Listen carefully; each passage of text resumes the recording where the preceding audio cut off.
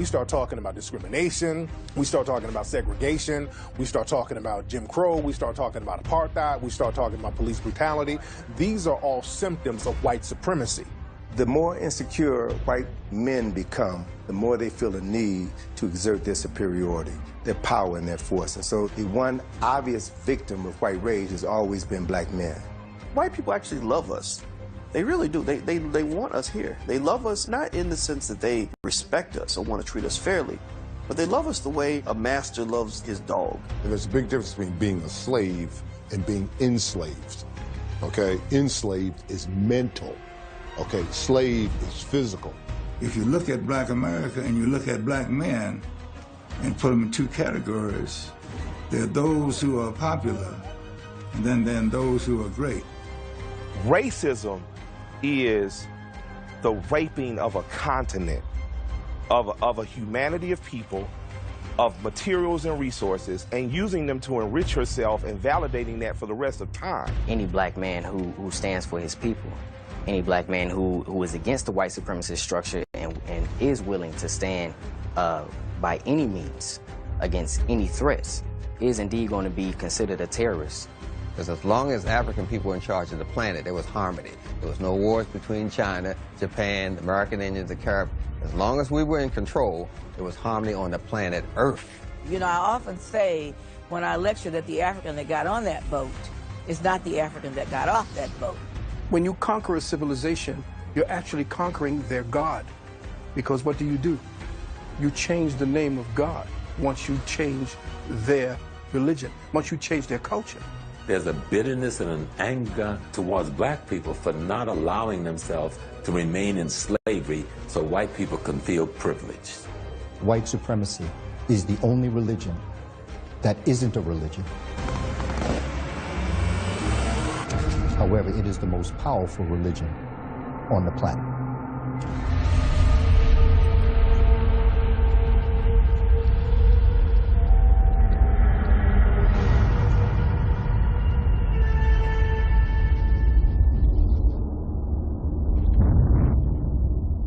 At the Getty Museum out here in Los Angeles, there is a painting, an illustration from the 1400s, Moses defeating the Moors. And in the illustration, you see African people who are the Moors in Europe ruling. They're in a castle and they're battling white Europeans. And the reason why they named the painting Moses defeating the Moors is because the Europeans at the time, when they were going through the Inquisition, when they were going through the Reconquista, when they were getting the Africans called the Moors out of Europe, they had a religious undertone. And what they would do, they would draw stories from the Bible and tie that into their current struggle. And that's one of the things that gave them so much momentum. There was a religious undertone to it. The Africans in Europe originally came out of the Moors, came out of North Africa, out of the area that's known as Morocco. Ruled that area called the Iberian Peninsula for centuries. And it's interesting because what most people don't realize is that the Moors had brought to Western Europe, before Europe even had developed the technologies to do a lot of the things that they had done. And when the Moors had been defeated in 1492, that expulsion of the Moors, they had moved into areas that were now considered Western Europe. But they brought with them a lot of the technology, the science, the astronomy, irrigation for being able to develop these lands. And that got erased out of history altogether. And I think that's part of the challenge now, is to put that knowledge back into the mainstream so that people understand who the Moors really were. There's evidence of about 150 Moorish castles that are still there in Spain. And if you go to those castles, they will have a bilingual description where they will tell you this was a Christian castle, but it was originally a Moorish one, and they'll tell you when it was Moorish and then when it became Christian. The churches in Spain were originally mosques. They will tell you the period where they were originally mosques and which period they became churches. The Moors then, when they came into Europe, they had already had elements of ancient African wisdom which allowed them to advance in ways that the Europeans had never imagined. And so in order to survive in this hostile environment, they had to go underground. The same thing happened with the Europeans, who also were close to the Moors and other Arabs who had pieces of this knowledge. They found that this information allowed them to reinterpret the history of the world, the science of the world, and that conflicted with Christians, specifically the Roman Catholic Church. So they also had to ban those people, and that led to the development of what we now call today secret societies, or more specifically, societies of secrets. And those secrets were the ancient educational knowledge that had been developed in Africa thousands of years earlier. Islam will rise up in the course of history by the 6th century, will cut off Europe from world trade by dominating North Africa and the Middle East. Europe was cut off totally from Asia, India, and Africa in terms of trade and access to wealth. So Europe would plunge into what we call the Dark Ages. But it was an economic depression that led to a complete breakdown of society. When they break out of that, they break out with a vengeance that we will never, ever again be in this situation. That breakout comes in the 1400s with the Portuguese. And they will wreak vengeance on the rest of the world to control trade routes, economic territories. Where is the wheat grown? Where is the gold? Where is the barley? We will get control of these things because we will never be caught in the Dark Ages again. In Cuba, they have a Spanish dish. It's called Moros y Cristianos, which means Moors and Christians. And this dish consists of white rice, which is the white Christians, and black beans, which represents the black Moors. So this theme of a racial battle disguised as a religious battle, that's still in popular culture today. When you conquer a civilization, you're actually conquering their God. Because what do? You change the name of God once you change their religion, once you change their culture. So the name of God is based upon how you create God. In other words, my perception of God now rules. It's initially about greed, but it's about greed coming from a culture. European culture has always been a war culture. Going back as far as you can go back to the farthest Germanic tribes, to the Vikings, the culture has been based on dominance, destruction, and death. And if you can carry that out against another people, you were the victor. They did not have a religious concept where the value of human lives was significant in the way Africa and Asia put human life first and dominance second. The oldest human beings on this planet came from Africa. And as these Africans migrated out of Africa and traveled northward, they were trapped behind a wall of ice during the Wormian Ice Age 40,000 years ago. And through the process of speciation, they lost their melanin, became so-called European or Caucasian. But the other thing that's not often talked about is in losing the melanin, they also lost this quality that we refer to as soul, this substance that civilizes you, helps you to see your fellow human being as a fellow human being. So now with the absence of this civilizing molecule, this civilizing substance, if you will, they saw people as objects to be found, discovered, controlled, manipulated, and wiped out, if necessary, in order to ensure your survival. So that is the driving force, and that's the major difference between the two groups of people. Neely Fuller came out with a book called The Compensatory Code Concept, which he introduced the idea of white supremacy being a religion. And by saying that white supremacy is a religion, that means that it's a belief that's backed up by power, that's backed up by action, and that action and power negatively affects people who are of melanated descent. The relationship between black and white Americans, it's almost like an abusive marriage where each partner needs the other one. You know, a husband that beats his wife, sometimes he may love his wife. He don't want her to leave. He wants her to stay in the relationship and keep getting beat. You know, and she may also be codependent as well. And really love her husband, be more loyal than a woman who's being treated well down the street. Why? Because she knows, in her mind, she knows her place. And her place is not one of dominance, it's one of subjugation. The genetic signature and the mind of the genetics has the will to continue. And that it becomes strongest when puberty hits. The will to continue to procreate becomes so strong that you would kill for it. So the genetics of a man who, in his mind, fears the death of that thing that makes him unique, he will become as vicious as necessary to save and preserve that? Well, Sheikh Anta Diop teaches us about the Sun people and the Ice people. So what gave them the momentum is psychological disposition that came out of that Ice Age. So for Sun people, African people, what was their psychological disposition? Living in the warmth, very little clothing, could just go outside and pick a fruit, as Dr. Ben would say, because there was this abundance. Whereas for Ice people living in the caves and hills through the Ice Age, developing that disposition, the first thing they had to go out and do is kill. Imagine if a group of battle-hardened soldiers from Vietnam who've been in Nam for 10 years, walked into a church where everybody's loving and hugging and being peaceful. Who's going to win that battle? Who's gonna eventually dominate that church? The soldiers are, because they're going to come with weapons. They're ready to fight. They've gone through hell. They've got battle tactics in hand. The people in the church may not even know they're in a war. That's what I see when I look at Europeans versus the rest of the world. Europeans have treated the world horrifically. We know that. What they've done in Africa, in South America, North America, etc. But if you keep going further back, you look at how they treated each other, it's astonishing. I mean, they basically had about 1,000 years of complete ignorance, savagery, self-destruction, community destruction. We also got to be very clear about the terms we use, because when I use the term white supremacy or white supremacist, that's not to say that all white people are racist or all white people are white supremacists. That's incorrect.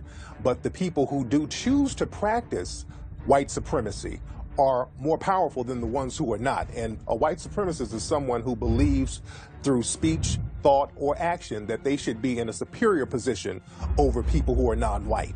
When you're constantly at war, your battle tactics are going to be stronger. You're going to have more weapons and more advanced weapons. So they then take this this ideology, as well as this weaponry, as well as this skill set into the world, and they go to places where resources are plentiful, so you're not fighting for territory necessarily in Africa or in North America. Native Americans really were not big on the idea of even trying to own land. Like, no, the land is here. The land's for everybody. The buffalo, there's plenty of buffalo. Just kill what you need, right? So you've got people kind of with this mindset that's not prepared for this sort of, savage, battle-hardened mentality. So it's really easy prey for the Europeans. Well, as it relates to domination on a physical level, as it relates to torture, murder, mayhem, as it pertains to a society that has no order and arrangement, then they would have some form. If you look at the word dominance, they would have the word dominance. The question is, as it relates to honor, integrity, and dignity, is that the type of dominance that you want? If you want to create the type of society that inbred is about to implode on itself because of the nature of the conditions you've put on people, then you would have to use the word dominant, and I would use the word dominant. But if you're looking for the society that I believe is balanced within the forces of nature, then they are not dominant. In fact, they are inferior to the fact, because eventually nature is going to take back what they attempted to steal. You cannot cancel the future. You can only postpone it.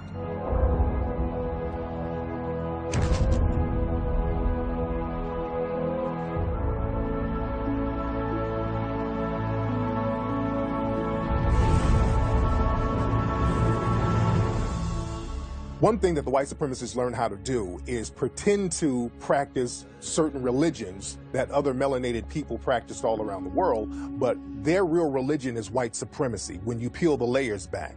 Because when you look at all of the religions, all of them are dominated by white supremacy now. So what's the real religion? The real religion is white supremacy. Through this religion of white supremacy, the closer you are in complexion to this ruling entity, then the higher you are up in the pyramid. And so when Europeans left Europe and came to America, they had an opportunity now to be higher up on that pyramid. And so once they got here, a poor man in Europe, a poor Irishman, Irishmen were looked upon by Europeans as the niggers of Europe. But they can come to America and they can amass power, wealth, and respectability. As a matter of fact, George Washington, Thomas Jefferson, and those guys, they wouldn't have made it in Europe, but they can come here and adapt that same mentality and then open the door for other poor Europeans to come here and benefit from whiteness. So the Rahowa is a term that means racial holy war. It was popularized by a white extremist named Ben Klassen. Now also Ben Klassen, he wrote a book called The White Man's Bible, where he goes into great detail about how to eliminate the so-called mud people, meaning black people. So these white supremacists, they have all types of doctrines and code words and books and paraphernalia and information out here on how to subjugate black people and non-white people around the planet. Christianity that is being reintroduced to Africa is worthless to Africa. The Islam that is being introduced to Africa and used still as a form of slavery in Eastern Africa is worthless to Africa. Africa created all of the world's religions, from agnostic to Zoroastrianism, came out of the mind of Africa. So the idea of the missionary, and this is the piece that we always have to look at, because when they first came to Africa, those of Eurasian descent, they did not come physically. They came spiritually. And when they came spiritually and they got the indigenous peoples to embrace their faith system, then came the teachers that then indoctrinated them from an educational perspective. And after they had your mind and after they had your spirit, the physicalness was only a mop-up operation. Throughout history, people who have been captured have always been allowed to convert to the religion of their captors. But black people have not been allowed to do that. Black people have been trying to do that for the last 500 years. Black people have been trying to convert to what they think is the religion of the oppressor, which is Christianity. But that's not the religion of the oppressor. The religion is white supremacy, because if it was Christianity, the churches that we see today would not be the most segregated places in the planet. Church is the most segregated place in the world. You have black churches and you have white churches. If you're a Christian, there should not be a black church and a white church. There should just be a church. So if we have white churches and black churches, the reason why we have a black church is because we have a white church, and we have a white church because we have white supremacy. So white supremacy must be the real religion. 1822, when Champollion deciphered hieroglyphics, it made it possible for the first time in about 1,300 years that people could now go into Kemet and read the writings, the Medu Neter, on the temples and on the papyri. And once they began to read that writing, they began to understand that everything that they had been teaching Christianity is a lie and based on African concepts that had been created thousands of years earlier. In the Bible, they have a Genesis story.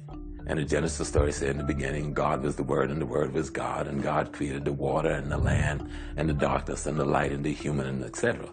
Well, that story almost paralleled the story in the coffin text and the book of the coming forth by day, which we call the Book of the Dead. They also have a Genesis story, almost word for word, like the Christian Genesis story. So actually, when you look at Christianity, it is a warmed over version of Kemetic theocracy. One example is a book called the Book of Amenemope, which is an instruction text written by the ancient Egyptians. And that instruction text was copied word for word as Proverbs 22 and 23. 14 words, that's a doctrine and that's a slogan by white extremists all around the world. That means we must secure the existence of our race and a future for white children. And this is a slogan that they use, and it's a code that they use. So whenever you see white extremist groups who have the number 14 tattooed on their arm or anywhere on their bodies, that's what they're referencing. They're referencing this code 14 along with the number 88. The 88, that's a number that represents the letter H, because H is the 8th letter of the alphabet, and the H means Hail Hitler. So these are little code words that the white supremacists send to each other. The Bible itself, when you look at the word, comes from the word Byblos. And Byblos was the capital of what we call Phoenicia, which today is Lebanon. And when the Greeks went to rewrite the books of their teachers, the African peoples of Kemet, they went to Byblos to get their paper, to write and rewrite the books. And when they did that, the name of the book became the place where they got their paper to buy the book. Religion comes at the end of a sword or at the end of swords, where everybody's been decimated and brutally annihilated. You know, and after that type of brutality, you'll accept anything. And your conqueror can tell you your gods don't exist, because look at you, you're dead and in the street. Once that Catholic Church breaks away, the church moves into the dominance when we see Constantine arise as an arm of a military government. So the Catholic Church then becomes the rationale, the theological rationale for imperialism and dominance. If you look at a cathedral, a Catholic cathedral, if you're looking at it properly, you know you're looking at a fortress. They have towers at the end, and at the top they have this bell to warn the sentries, this warning when attack is coming. It is nothing but a fort. But to us, a Catholic cathedral is a church. But it is a military fort. That's why they have the tower up there for the sentry to ring it when they're coming for the attack. That's why they ring the bell. One tool of the white supremacists is to use what I call the 3 M's. The first M is the missionaries. The missionaries go in there first, and they con people. They go in there and act like they're part of some type of religious organization, and they appeal to the spirituality of melanoid people. And the second thing they do is bring in the merchant class. After the missionaries come in, they say, we need to bring in our products, we need to bring in our people to sell things and to use some of the resources here. And then the third thing they bring in are the military. They bring the military in to then subjugate and take over the land and decimate the people for centuries to come. If you have anything, it has to be bipolar. If you have a church, you better have a military. If you have a store, you better have a military. You can call it security if you want. Everything comes with the male principle. And we have a church, but no military. See, when you build that church, you gotta have a military. You should build a military and a church at the same time. It has to be bipolar. Religion's always the tool that's used. It's being used right now. You know, that's one of the main strategies used to conquer a people, is to destroy their religion, make them question their own spirituality, destroy the cultural artifacts that go along with it. That's the way. There's a book called The Grand Chessboard by Brzezinski, who once was he was the foreign policy advisor to Jimmy Carter. And what he told him was, if you want to take over a people, you destroy their culture and you destroy their religion and you destroy the artifacts that they create. As the world expands, meaning our involvement in the rest of the world by Europe, sees that the world of color makes up 3/4 of the planet. So you need some troops. So the white-skinned non-whites, you're gonna attach them to you. So you're gonna make them honorary Caucasians. So now Jews are honorary Caucasians. Irish are honorary Caucasians. Italians are honorary Caucasians. Eastern Europeans are now honorary Caucasians. That means you're now honorary Germanics. White supremacy, again, is a religion, and other races of people are converted into that religion because people can't really define what a white person is genetically. See, it gets real tricky when you try to talk about what is whiteness from a genetic standpoint, because certain people who are white today were not white 50, 60 years ago. The Irish were not white during the 1800s. They became white. They were allowed to be white later on. Many Italians and Greek people, they were not considered white until later on. Jewish people, many of them were not considered white till later on. So what happens is the white supremacists, when they feel that numbers are dwindling, they allow other groups to convert into whiteness. And in order to convert, they make it their duty to take on the mindset where they want to mistreat and subjugate people who are non-white. Magazine has these cool pieces, and they did a piece where you rent a white person in China.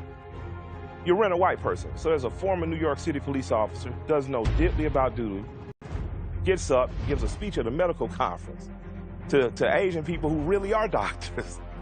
But because he's white and because he speaks proper English, meaning white English, he's always gonna have a job. After the 1960s, after 1965 in particular, when black people were fighting for civil rights, the white supremacists wanted to create a backlash against that, so they allowed different immigrant groups to come over to the United States with the Immigration Act of 1965. And one group that they allowed to be the model minority were Asians. We started to see an influx of Asian, Korean, all types of people come in, and then the white supremacists started to hold the Koreans and Asian groups up and saying, hey, look at these people, they just got here, they're doing better than those black folks.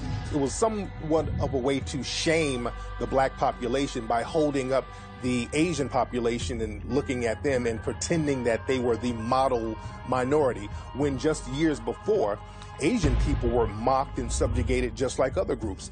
If you look at media back before the 1960s or before the 1970s, they would portray Asian people with glasses and buck teeth and with the Fu Manchu, walking around being silly and goofy. If you come from anywhere in North Africa, don't care how black you are Caucasian. Until the 1970s, if you came from Trinidad, you were Caucasian. I remember when I first saw that, an ironic, beautiful lady, I'm working in, I get out of the military, I get a job at the post office, I'm doing mail across from this magnificently beautiful sister. So I'm trying to, brother trying to make a play. She told me, she don't deal with black folks. She don't speak to black people. So I'm like, girl, what's wrong with you? She said, because I'm Caucasian. And she left the job, went home on lunch, got her passport and brought it back to me. In the passport, it said this black woman was a Caucasian. And so the psychology of white supremacy that used dominance and terror and fear, psychological fear, spiritual fear, physical fear, and tyranny to make people become addicted to wanting to identify with them just to feel safe.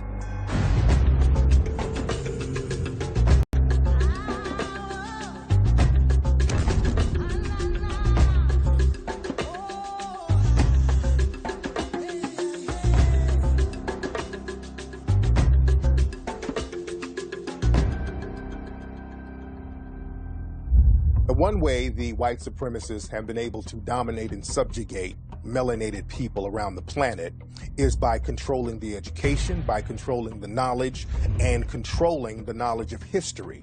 Because if you don't know yourself, you don't know how to empower yourself. If you don't know your history, you won't know your future. And the white supremacists have been very meticulous in erasing the history of African people and inserting themselves into that history. The Greeks were the last race of people that the Egyptians passed the arcane knowledge on to. That's where it's Greek to me came from. They were the last ones that the Egyptians gave that to. It took 3 generations of Greeks under Egyptian rulership that they could finally find one that they could teach.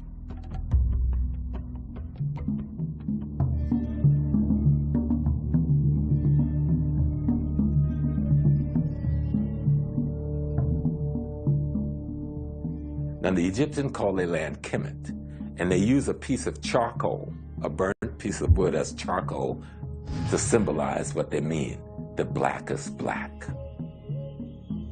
And all of their carvings of themselves, they paint their skins dark brown or black. They have white paint, red paint, yellow paint, but they paint themselves blacks. How anyone in the world, with so much information available for the public to see, can even be under any illusions that the Egyptian was even light-skinned. Just when you look at climate and weather, if you go to Egypt, you will notice that the weather is quite hot. And you will notice that it is almost impossible to be able to be outside dressed the way the carvings on the walls are as it relates to the people. Because you would get melanoma before we even knew melanoma existed. So they could not have been depigmented or less pigmented. They have to have been heavily pigmented. So what we have then is various eyewitness descriptions where people visited Egypt and they left an account of the Egyptians in their texts. So what you have is people like Herodotus, who describes them as black-skinned and woolly-haired. Galen, who describes them as having short, black, dry, and brittle hair. Not to mention, as Dr. Clark has taught us, where in the world did they do what they did in Africa? He used to say, are you telling me that Eurasians came out of Europe and built Africa up, but never went back to Europe to develop their civilizations the way they did in Africa? Or does it make sense that it was built up in Africa and it was sporadically brought across the globe to China and to Iraq and to Iran and into Europe, where you have the Stonehenge? Would that make better sense? So the answer is, there is no question at this point. Many of the artifacts that are on display in many of the Egyptian collections around the world are fakes.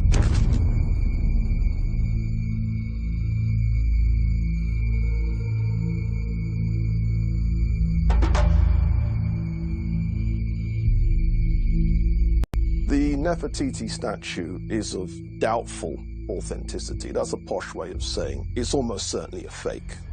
A number of scholars have come out quite recently. Henri Sterling in Switzerland, he's come out and said, listen, this is a 100-year forgery. If there is hundreds of paintings of Nefertiti and all of them are black, all of the statues in the Cairo Museum of Nefertiti is black, only this one little white statue in Germany is white. Something's wrong with that picture. Marx was instructed to use the face of Ludwig's wife, Emily Brochard. So the face that supposedly was the most beautiful face of ancient history is actually the features of Ludwig Brochard's wife, Emily Brochard. So now, that's not even the half of it. Beautiful statue, came out of the ground. No, it didn't come out of the ground. What happened was, Brochard, was forced to bring it forward after 11 years. So what did he do? He took the head that Marx made, went back to the Tel Alamar site, covered it up with dirt, and came out and had a photo op as if that's how he found it. One common lie and misconception that many white supremacists like to promote is that the African people didn't invent the wheel, that African people were just primitive, living in West Africa, waiting on the white supremacists to come save them. But in Africa, especially in the area that we now know as southern Libya, right in the Saharan desert, there were rock paintings of black Africans on chariots, and you can see the wheel, and these paintings go back 7,000 years. In 951 AD, there was a scholar called Ibn Hawqal, and he wrote a book. And in his book, he describes two things. The first is visiting a fringe city of ancient Ghana called Aldegast. And he witnessed a merchant writing another merchant a check for 42,000 golden dinars. Now that should blow people's heads clean off. West Africa had checks 951 AD. The second thing he describes is that the emperor of Ghana was the richest king on the face of the earth. There is a city known as Eredo, E-R-E-D-O, that's located in Nigeria, that the brilliant scholar Robin Walker is coming out with information dealing with the idea that this, in Nigeria, is a city that is 400 square miles in elliptical shape, and the ramparts or the gates are 70 feet high. Or what might be considered to be maybe a 7-story building. That's how big it is. And that was done somewhere in the 800s to 1000 AD. At the same time, 400 years later, in the 1400s and the 1500s, where folk are saying these people are primitive, this city exists in Nigeria. Once Britain burned the palace and they colonized the region and then renamed it Nigeria, it wasn't called that before, they did not permit the Oba, that's the emperor of Benin, to rebuild the palace. So consequently, what's there now is the tiny fraction that escaped being burned down.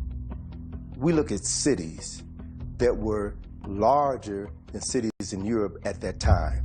We look at cities that had the equivalent of ancient skyscrapers, buildings that were 4 or 5 stories tall. We look at cities with streets. We look at cities with sewer systems. We look at cities, nations that had universities, that had libraries, that had a upper class, a solid middle class, architects, engineers, physicians, dentists, a city that would rival any other city in the world at that time. Well, the emperor of Ghana, we know, lived in a castle with glass windows.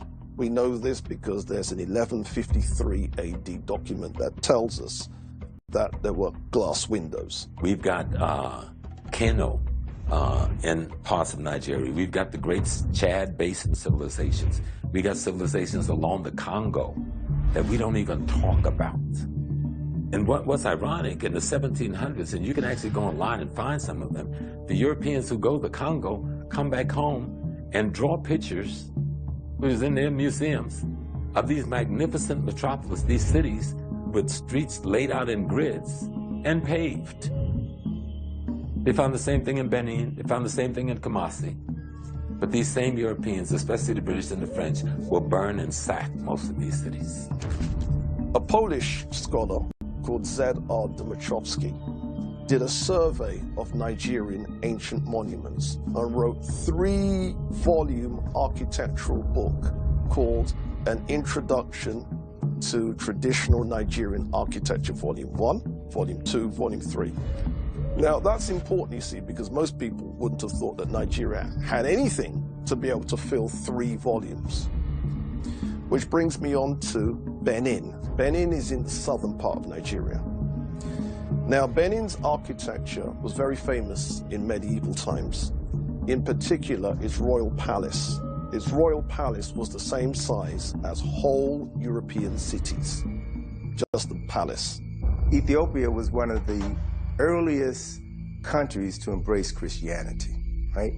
And so what you have in Ethiopia is a ancient civilization. You know, Ethiopia, we got to remember, Ethiopia is the source of the Blue Nile, right?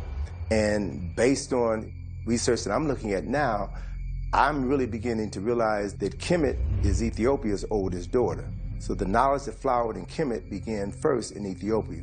They never occupied and dominated and conquered Ethiopia totally, and that's because King Menelik understood he needed more than just spirituality, because a lot of the Africans in other parts of Africa, they depended on their spiritual system. But when you're dealing with a group of people like the white supremacists who were not spiritual at all, you're going to lose. So King Menelik, he used his spirituality, but he understood that he had to be practical. So King Menelik, he got guns that rivaled the guns of his enemies. And when the Italians came into Ethiopia to try to defeat him, King Menelik used his guns and used his weaponry to fight them off. What Ethiopia was able to achieve was nothing short of military genius.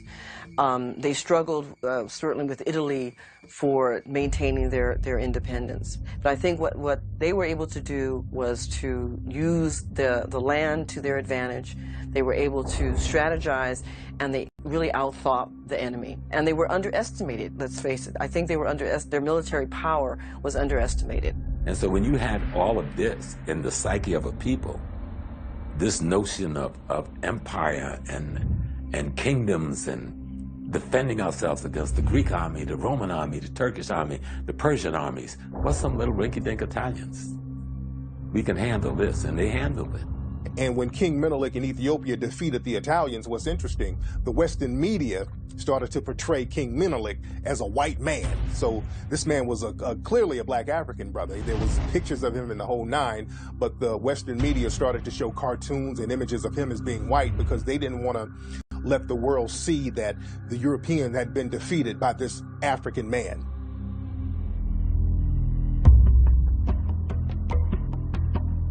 Traditional African religions, particularly the one from ancient Egypt and Sudan, venerated this idea called Ma'at. And Ma'at, roughly speaking, you could translate it as truth, as justice, as righteousness, as reciprocity. The problem is when you're being attacked by people who don't believe any of that, and you are trying to do the Ma'atic thing, they will beat you, unfortunately. And this is one of those harsh lessons that the black community is still to learn. The assumption that another group's view of humanity is the same as ours. The assumption that another group's understanding of divinity is the same as ours. The African moved from the premise that everybody was a brother, and thus should be treated and accorded that kind of brothership and brotherhood. The European moved from a position that what is mine, and what is yours is mine if I can take it. You had a war culture coming in contact with an agrarian culture. The war culture is always going to win because the war culture doesn't put any value on human life. And that means it has no barometer to how much death and destruction it will carry out. people talk about the greatness of Africa, and we see some of the great empires that we had over in Africa. And naturally, a lot of people will say, okay, if we had all these great empires, where did Africa go wrong?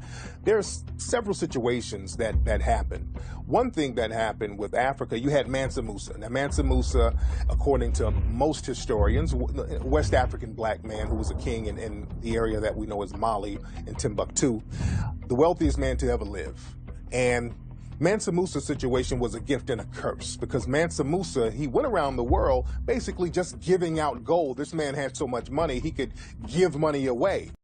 And he gave so much money out, it decimated certain economies in other nations. So it showed the humanity of the African people and the generosity of the African people, but you showed people that you had all of this wealth, so now people are plotting on you. So when people saw Mansa Musa giving out all that money, he became lunch to everybody else. So Africa started to get raided and flooded with all types of people trying to take advantage of the wealth and the resources that were in Africa. The tide rises and falls. I mean, what are we talking about? We're not supposed to be a victim of time. When you're going into Africa when it was falling, when it was old and worn out, trying to nurture and educate the East Indians, the Chinese, and the Europeans. We were trying to help all of these people to raise them up to a higher level, and they wore us out. Even today, you'll get worn out if you talk to a certified Negro under warranty. They will wear you out. We didn't take military matters seriously. We didn't take warfare seriously. And I'm aware that the propaganda where the West presents, such as the Zulus, as a highly militaristic nation. Unfortunately, we needed a lot more Zulus and a lot more people on that militaristic thing, because historically that's where we were weak. I don't know why Nubia fell, besides all nations fall. Rome fell, Greece fell, the current empires you're in are going to fall and new superpowers are going to come. So yeah, we failed. Kings died. Other people mishandled money. The same thing that happened with your grandmama inheritance after she died. The same thing. Some of your cousins went and wilded out with it. The other of your cousins took it and created their own little things. Same thing happened, but the question is, how do we create in Israel? How do we create in India? How do we create a Germany? How do we create something for us? Because we need something. You know, Dr. John Henry Clark was like, we're yelling that we want a nation, and it's nation time, and we don't even know how to build a train.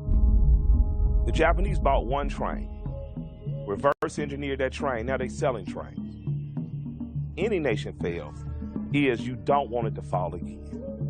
So ultimately, if I wanted to find out why any black nation failed, I would go to the most recent one, because the most recent one works by our recent standards of governing and governance, and that would be Haiti. Why did Haiti fail? Haiti was sabotaged by France. Haiti was looted, and she was sanctioned globally. Haiti offered any blacks anywhere in the hemisphere, from the Dominican Republic, the United States, if you can escape from slavery and get here, you're a free man, and we protect the integrity of your freedoms. That is what the anger against Haiti was about.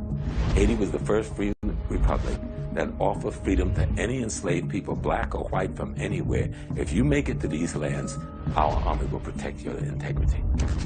For 444 years of the European enslavement of African people, you had the best and the brightest of African people steadily taken out.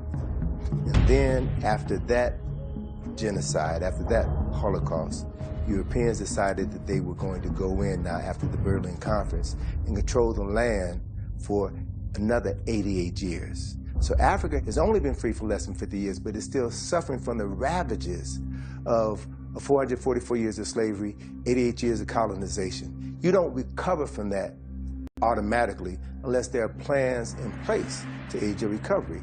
After Europe was destroyed during World War I and World War II, you had the Marshall Plan and other plans that were implemented by the United States in order to rebuild Europe. Look at photographs of London, photographs of Paris after the war, after the bombing, and then see what American aid did 20 years later to rebuild those cities. So we think that Europe has always looked like that. No, Europe has had more wars than Africa has had, but they now but they've had access to resources to rebuild. Africa hasn't had the ability to rebuild. There was no revolution there. There was no independence granted. All they were done was to make a few Negroes wealthy, and then y'all managed the apartheid poverty for us. But we'll keep all of our banks, we'll keep all of our mines, we'll keep all of our industry. We're not sharing nothing with you. We'll keep the best 80% of the farmland, and you can't even come into our little towns. There are towns in South Africa we don't know the names of. That's the most prosperous, most beautiful places in the world. White folks are retiring from Europe every day, especially the aristocrats going there to live. And they make us think South Africa is Johannesburg. Colonial powers of Europe left African nations. They took everything, even the light bulbs. They ripped up the train tracks. They said, if we're leaving, we're going to make sure that you won't be able to sustain yourself. And they destroyed everything. It's no different than what happened in America after emancipation. When they left, they destroyed all. Guinea is one of the classic cases. They even took the toilet paper. They took everything out of Guinea. And then, from the international marketplace, fought to keep Guinea from ever developing international trade with Europe. Guinea has the largest supply of iron ore in the world. Who do you think control and own it? Some Israeli mega capitalists.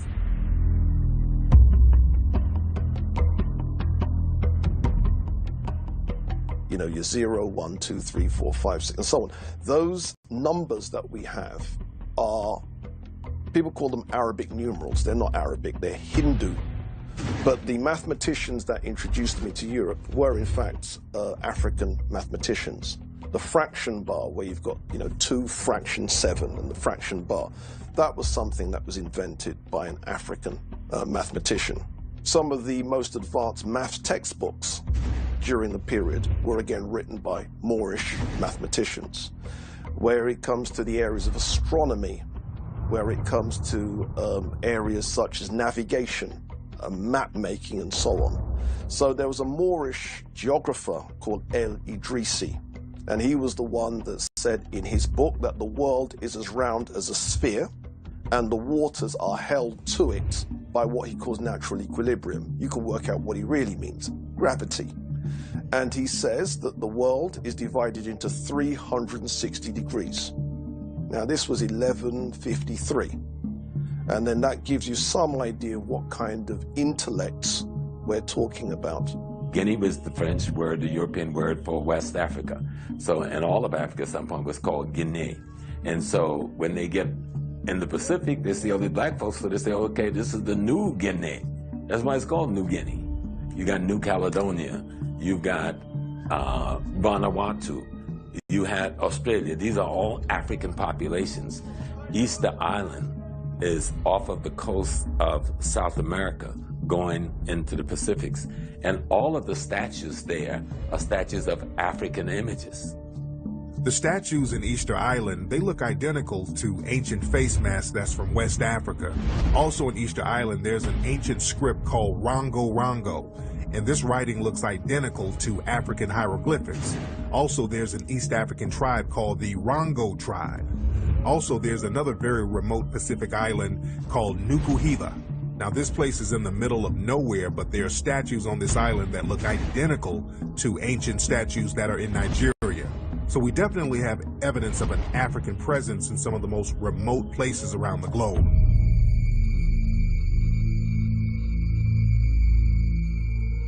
You know, the Mammy Monument came on the heels of the creation of the Lincoln Memorial. Lincoln Memorial was built in 1922, right? So it was a memorial in honor of the 16th president, the first president of the United States to be assassinated. Abraham Lincoln, the man who brought on the Civil War, the man who was responsible for ending slavery, and he was assassinated for that. So a decision was made to build this memorial to honor Abraham Lincoln. And as a result, the backlash from Southern politicians was to now find a way to undo all of the celebration regarding making Abraham Lincoln a hero. And that idea was to create a Mammy Monument to honor those blacks who submitted to slavery in order to present a counterpoint to Abraham Lincoln.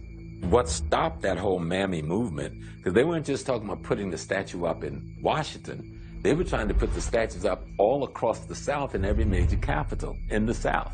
They wanted one of these types of statue, and with this rationale. But it was the black newspaper and the black community that rose up, and the NAACP that then got with the liberals in government to crush that movement, because they were serious about doing this.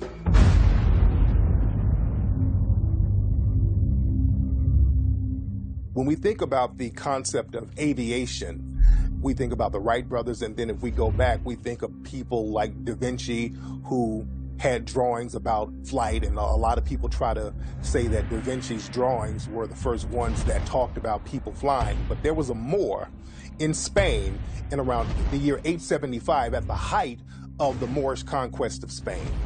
And Ibn Firnas was one of the first people to test out flight and navigation.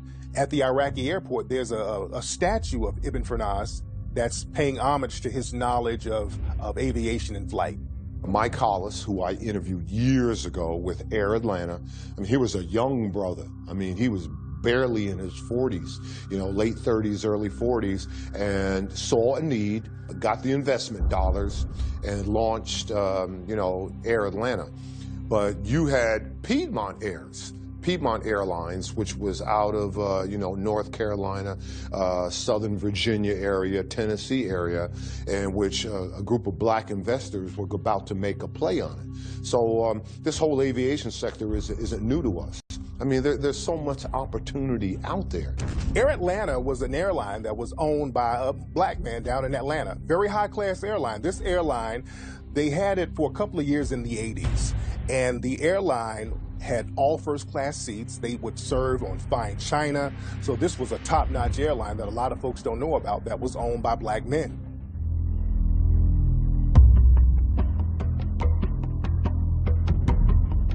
Rene Lacoste is the designer of the Lacoste shirts that we see now today. That's still a very high-end clothing line that we see in high-end stores all around the world. Now, a lot of people don't know that Rene Lacoste was a black man who lived in France, and he was a tennis player.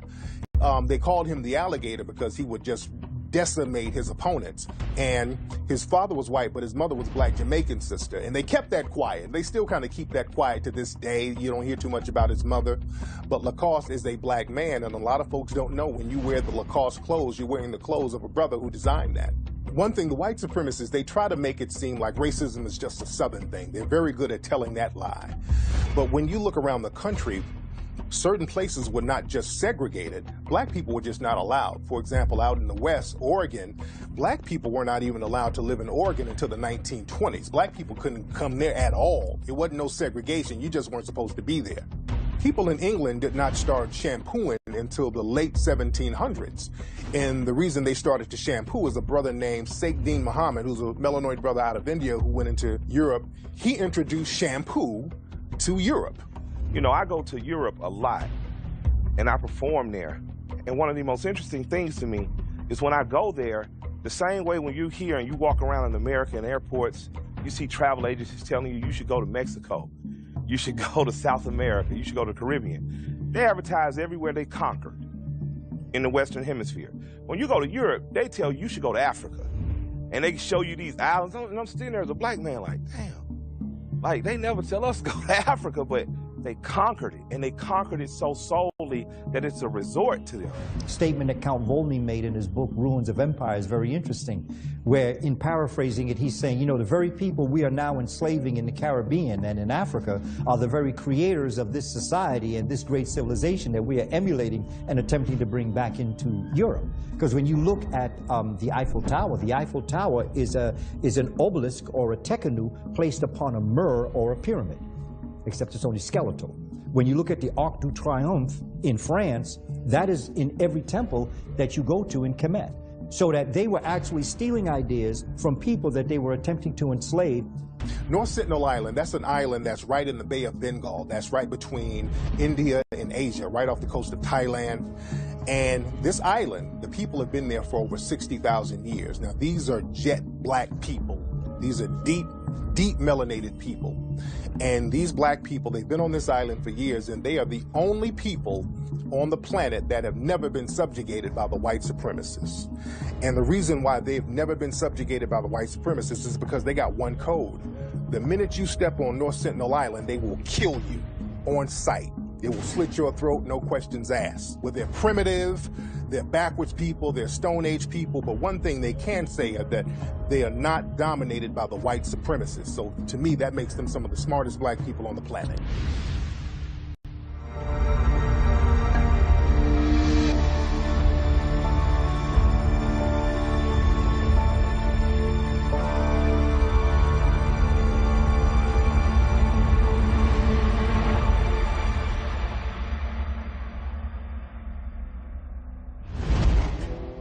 One part of the religion of white supremacy is to sacrifice certain people and sacrifice their lives for the sake of your religion, to show your dominance in your religion. And this is what the white supremacists, they do with melanoid people all around the world. We are this beast that they are afraid of, and they have to destroy in order to protect themselves, protect their women, by extension, protect their country. So the more white folk in America become a minority, the more afraid they're going to be, the more reactionary they're going to be, and the more they're going to see a need to circle the cultural wagons and take us out. This is their last stance. And to be perfectly honest with you, if you really understand the essence of white supremacy, they have to do that. In their minds, they have to do that, because to submit is to die. So they are like a caged animal or animal that's been trapped in a corner. They're going to do everything within their power to survive. And if we understand that and understand this is the mentality that we're dealing with, then our reaction has to be a different reaction. You know, we can't react to everything that they do if we understand their mindset. We have to know how not to provoke them, but there are other things that we could be doing and should be doing in order to maximize our presence, right? And take back our power so that we neutralize them just by our very presence. In order to maintain a system of supremacy, you have to also maintain that people stay in a position. And if they get too far ahead or make too many forward advances, there's a fear that we're going to lose control. I've even had people say to me, well, if we give, in quotes, black people everything they're asking for, then we will be out of control. During the Jim Crow era, and this just goes to show how sick the white supremacists are, because black people, we don't understand that they will harm our children just like they'll harm us. And they would have something called the Battle Royale, where they would go get black children who were in an economically deprived situation that was created by the white supremacists, because remember, they create economic deprivation. So they get these people who are economically deprived, and then they offer them scraps in order to entertain themselves. So they would get these black children and take them to these boxing matches that you had a lot of white supremacists watching and paying to see, and watch these kids beat each other up. Where they blindfold young black males, and it could be any amount of them from 3, 4 to 5 to 10, and they're put in a ring or a circle, and they have to fight until the last man standing. So they just beat each other nearly to death, hoping to get whatever little rewards or favor that will come at the end of the day with who was left standing. And that was called the Battle Royal. Jack Johnson came out of that process of the Battle Royal. Our great black heavyweight, first black heavyweight champion of the world, came out of that process down in Galveston, Texas, where he grew up. And that was all through the South as an entertainment mode for white folks to watch black young kids beat themselves into a frenzy while blindfolded, with the hope that they won't get hurt at the end of the day, killed at the end of the day, or might get some pittance of a reward that they could take home and help their families. When we look at circus clowns, especially the hobo clown, the sad-faced clown with the ripped-up clothes, that came from the white supremacists making fun of black people. At around 1874, there were these two white men who were minstrel show artists, McIntyre and Heath. And in 1874, you remember this is directly after the Civil War. When the Civil War was over, a lot of black people were homeless and destitute, and they would have to ride boxcars and trains all around the country looking for work, and they would wear tattered clothes, and they were just poor, begging, and just trying to do whatever they needed to do to survive. And living in a culture of white supremacy, the white supremacists looked at that and said, okay, that's something that we could make fun of. So these two white minstrel show entertainers, they started to dress up in tattered clothes and paint their faces black, and they had these big white exaggerated lips with a sad look on it, because black people were sad at that time after the Civil War because they were destitute. And they made a mockery of this and went around the world and went around the country doing these minstrel shows. And eventually that image went into the circuses, where circus clowns started to do that. And even to this day, you still have these circus clowns with the dark faces and the big white exaggerated lips and the tattered clothes and the holes in the shoes. And that hobo clown image that we see today in circuses all around the world is basically still mocking black people. There's a pride that comes when you've trained the animal, the same way you train a big elephant and you take him to the circus and you make the elephant do little tricks, and because you control the elephant's mind since birth, you've intimidated the elephant to the point where he thinks that you're actually the superior one in this relationship, when really he could crush you with 1 foot.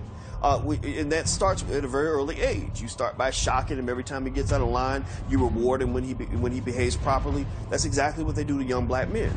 They are training us like circus animals from a very early age, so that later on there is this pride in showing off the trained animal. Like, look at how high that nigga can jump. Look at how fast that nigga can run, right? But when the animal gets out of line, when the elephant decides he wants to kill the trainer, or he just starts to lose it for whatever reason, what do? They kill him. They take him out. There's another game that the white supremacists used to play at carnivals called the African Dodger, where they would get a black person and have him stick his head in a hole, and they would throw baseballs at him and try to see who can hit him in the head. And this was entertainment to the white supremacists. Anything that will harm black people has always been entertainment to the white supremacists. This is why lynching was entertainment to the white supremacists. Even to this day, seeing black children get murdered in the streets by the white supremacists with impunity, that's entertainment. This is why these people who do it, they get paid, they get big donation money to harm black people. Black people who are getting into, jihadism and all kinds of foolishness, where you end up fighting other people's battles, fighting other people's issues, and not actually trying to stand together as black people, is really, really embarrassing. It's almost for black people, when we analyze our existence, we're seeing ourselves in our pain, but we don't dare mention the fact that white people are causing this pain, and we don't dare mention the idea that we're going to retaliate against those who are causing the pain. We're just going to endure the pain because that's our place. Our place is to struggle and to just survive it. We get through it with prayer, and maybe we get our blessing in the afterlife. And every time someone commits another atrocity against our people, we have individuals, again, sponsored by white supremacy, to remind us of the importance of being passive and nonviolent.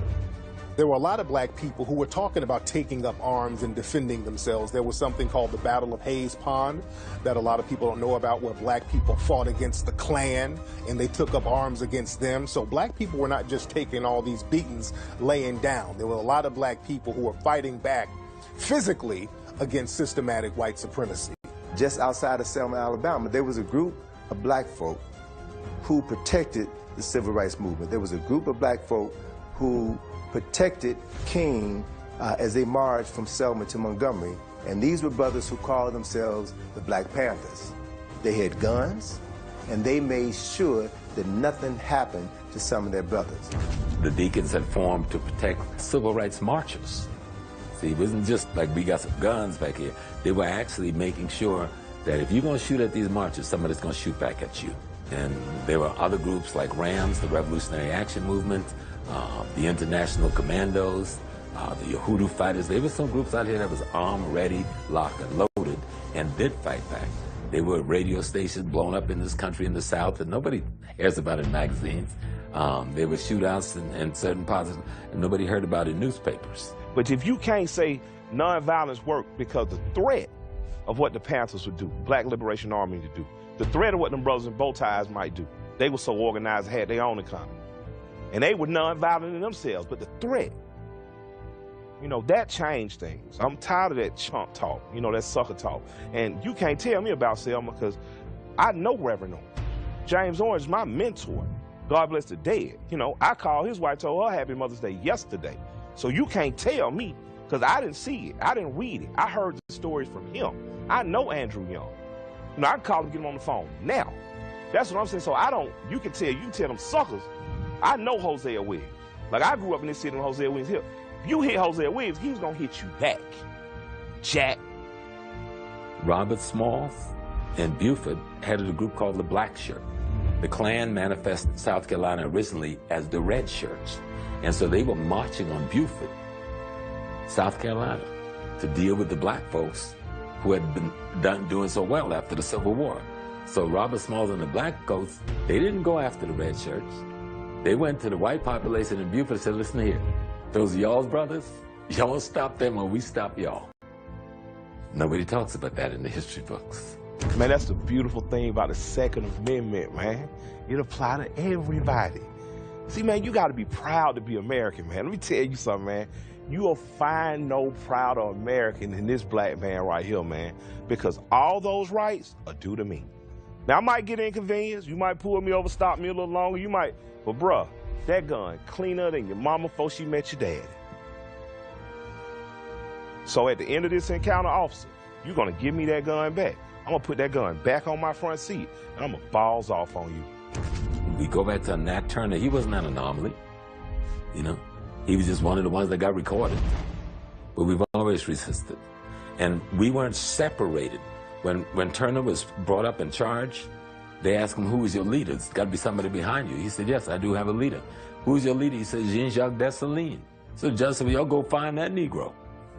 They went on and come and tell the judge, well, that was the Emperor of Haiti, but he's been dead for years, so they bring Turner back. And so you saying this dead man is your leader? He said, my leader is Jean-Jacques Dessalines. He was talking about the spirit of revolution left by blacks who had resisted by arms before. They want you to pull your pants up and go into the gas chambers. They want you to act right and walk into your noose. You see, that's all they're asking you to do. And so just even looking at how those phrases are termed, first of all, those are connotative sentences or connotative statements, because you're saying act right. Well, what is right? Because the Europeans shouldn't be the standard for what is right or who sets forth what is right. Given all that they have done, I don't think anybody would say killing and slaughtering and murdering and pillaging and lynching, and those are right things. So when you look at a people and they're telling you, you need to act right, well, I'm not sure that I would know if you even know what's right. The white supremacists, not only will they target certain black people, they will target their offspring, because they understand that certain bloodlines and certain offspring is passed down. And greatness sometimes is passed down through the bloodline and through families. So a lot of times when you have great black public figures who come out, after they're taken out, a lot of times their family is targeted. Like our brother Malcolm X, when he was taken out, the feds and the powers that be would target his wife, they would target his children, his grandchildren. And Dr. Martin Luther King, when he was taken out, a lot of people don't know that his mother was killed in a church in the early 1970s. She was shot in a church. A black man rises up and challenges you effectively. First thing that you have to do is take him out and then ensure that his offspring will not follow in their daddy's footsteps. So whatever you can do to destroy the children of that leader sets an example for anybody else who will consider walking his shoes. So it's a war strategy. It's a very effective war strategy. And so if we realize that we are at war and that white supremacy uses any means at their disposal in order to win every battle. Europeans understand that intelligence is passed down through bloodlines. It's passed down through genetics. So they understand if they want to get rid of revolutionary leaders within a race which they're trying to kill or exterminate, they have to get rid of entire bloodlines. And so in order to do that, they have to not only just attack the spawn or the root, they have to attack every extension off of that spawn or that root. We think like our slave master. If you want to know how the blacks in Barbados behave, look at the white people that own them. You want to know how the blacks in St. Louis behave, look at the whites who own them. Because they taught us. They taught us how to have children, how to discipline children. They said, your children are evil. You have to beat the evil out of them. They were born in evil, beat the evil out of them, beat the hell out of them. See, we were taught their system. The only way for them to control us is for us to act like them. That's the only way they control us. Now, the month of April has always been a very significant month for the white supremacists. Now, understand that white supremacy is a 24-hour thing. But April is very significant, and you see an increase of violent behavior coming from white supremacist groups because, number one, April is the month of the Patriots' Day, where the so-called patriots, the white supremacists, fought off their enemies. Also, April is the month, the birthday of Hitler. So a lot of the white supremacists, they will time a lot of mass shootings or a lot of mass killings around April. When you look at the Columbine shootings, that shooting was done by 2 white supremacist teens who timed that specifically for April. The Waco situation, that happened in April. The Boston Marathon bombing, that happened in April. So many actions of the white supremacists and violent acts take place in April. The Oklahoma City bombing, that happened in April. So April is a very significant month for the white supremacists. It's almost like a holy month. There are things at nighttime rituals, which we call nocturnal, and we're sun-centered. Our rituals are during the day with the sun. Even if they go to a restaurant, it's going to be dark with candles like a cave. Because that's where they come from. They bring in their culture with them. There's nothing wrong with that. But when you inflict it on someone else, then there's something wrong. But I'm saying, even today, you can go to the country, you see the name of a bar, it's called Caverns, Cave. It's not a big thing with the Europeans.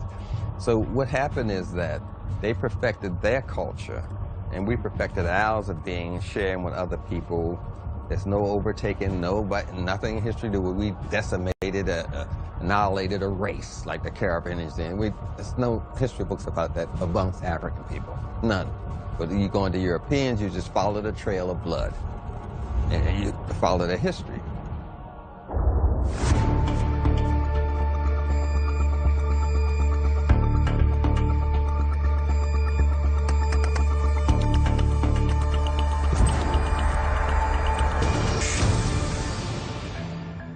One way that the white supremacists have always been able to subjugate people is by using germ warfare. This started with the Native Americans when they would come around the natives and give them smallpox, and they saw that disease can kill off more people than the gun.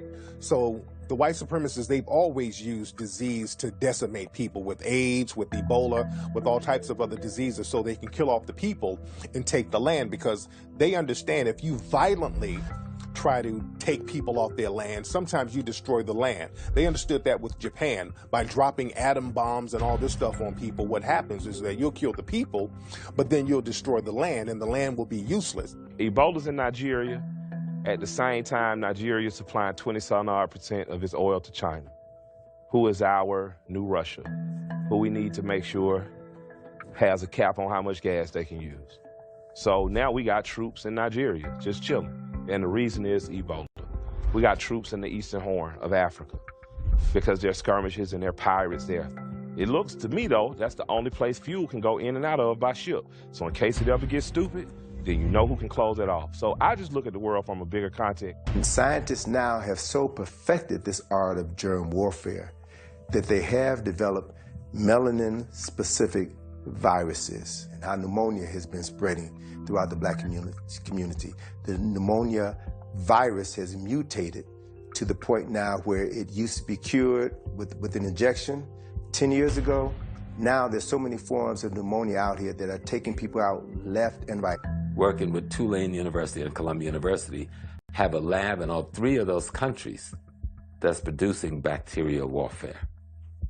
And one of the things they're producing is Ebola. And the CDC owns the patent on this Ebola virus that just wreaked havoc over West Africa.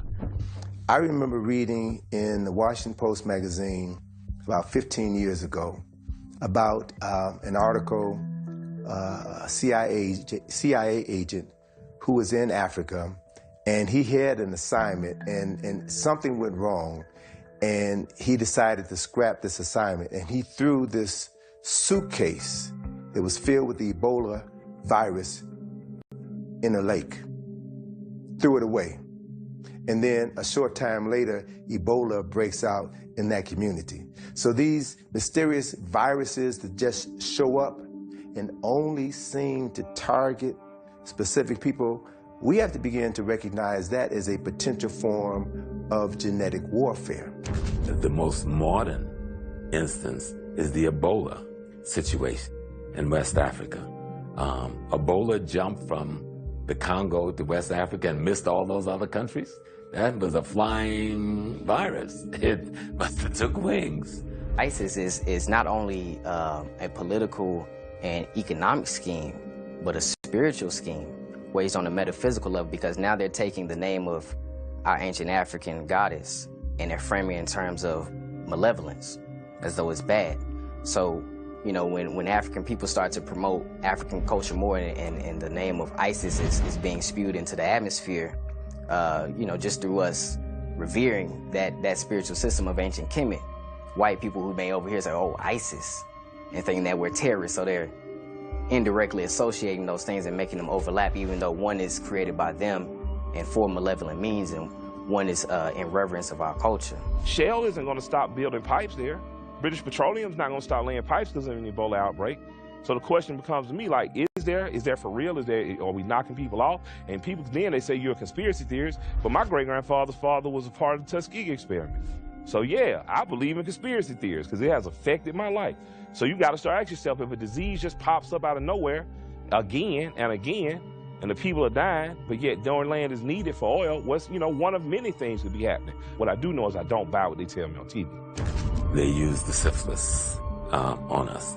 And people think, oh, they just took a couple people and gave them syphilis. No. What they did, they infected men with syphilis, and then they let them go without treatment, without even knowing they have syphilis, to spread it to their wives and their girlfriends, and thus throughout the black community for decades, while they studied the effects of syphilis on the human body by guinea pigging these Africans. That was just one instance right here in the United States. The medicines that Africans have been using for hundreds of years are known to the Western world. You get in the bush and you'll find folk who, I remember when I was in Ethiopia back in 1985 and met this Ethiopian herbologist who had a cure for cancer. And he showed us his patients. He showed us before and after pictures of him curing cancer cells on people's bodies by using specific herbs. And he talked about the differences between using certain herbs that are designed to kill certain diseases and certain viruses, as opposed to pharmaceutically produced chemicals that will kill certain viruses, but they have side effects. So you take other medications for the side effects, but these specific herbs are targeted only to focus on certain cancers or certain diseases and take them out without affecting other parts of the body. Those herbologists, those scientists, those chemists still exist in Africa today. People living about 150, 200 easy, 200 years old. The health was superior. You wouldn't go to Africa and get somebody with arthritis, rheumatism, diabetes to pick your damn cotton. I mean, that's absurd. You wouldn't get some healthy people because you're trying to make some money. So you went there for that. White supremacists, they would take the skin of African slaves and actually make shoes out of them. This is something that they don't like to talk about. Even today, there's a company over in Europe that makes shoes and leather products based on human skin. Right now, to this day, they make leather products based on human skin. Our communities are ridden with products that have GMOs. More likely to find products with GMOs in our supermarkets in our neighborhoods than you will in other neighborhoods. And why are GMOs critical? Because it's been shown not only are they cancerous, but they destroy nervous system tissues, they destroy brain tissue, and so they impede our cognitive development. So we have to begin to be more concerned about nutrition. You have power when you can control your eating capacity. When you got to depend on Piggly Wiggly or Stop and Shop or any of the other supermarkets for your food, I don't care how many millions you have, if you can't grow your own food, you don't have power. Power is the ability to eat. So even if you got that little garden in your backyard or on your windowsill in a project and you're growing your own food, you have power. Because if all those stores shut down, you can continue to eat, and in continuing to eat, you can continue to live.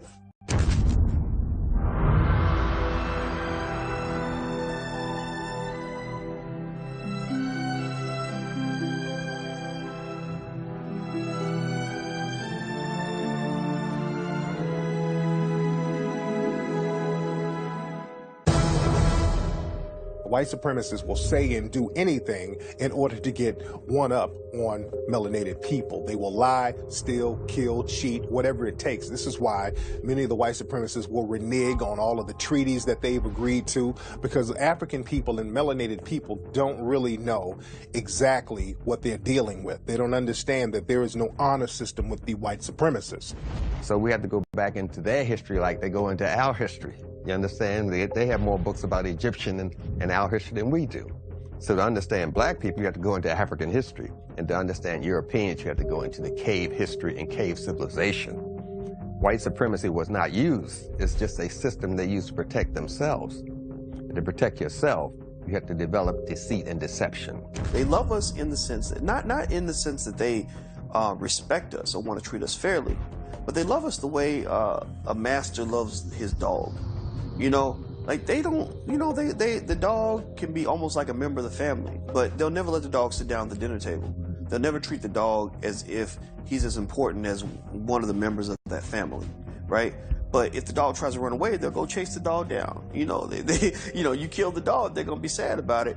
And I think that white people, historically, have always seen us as part of their infrastructure, you know, going back to slavery. I mean, you needed your slaves because you were making money from your slaves. You need your slaves to nurse your children. In order to maintain your power, you perpetuate the weakest of a culture and make them look like the strongest and have the sheep follow.